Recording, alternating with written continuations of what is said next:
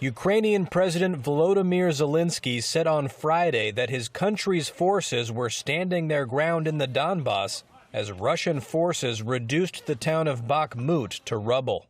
In an evening address, the Ukrainian leader said the situation on the front line in the Donbass, which is made up of the Donetsk and Luhansk regions, remained very tough. The occupiers have practically destroyed Bakhmut, another Donbass city, which the Russian army turned into burnt ruins. I thank all our heroes, all soldiers, commanders who hold the front in these areas, repel attacks, and inflict notable losses on the enemy in response to the hell that has entered Ukraine under the Russian flag.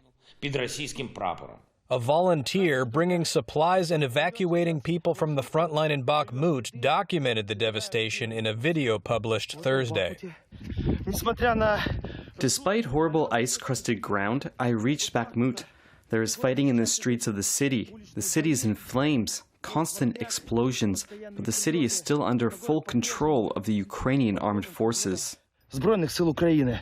The entire front line in eastern Ukraine was being shelled, according to the governor of Ukraine's eastern Donetsk region, which is partly occupied by Russia, adding that 5 civilians were killed and 2 were wounded in the Ukrainian-controlled areas.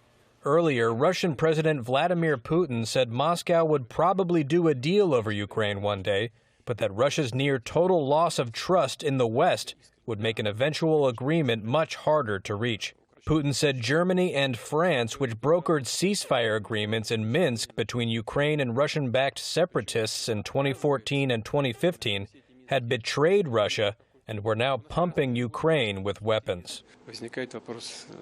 So it begs the question, how can we make deals? And can we make deals? And where are the guarantees? That is the question.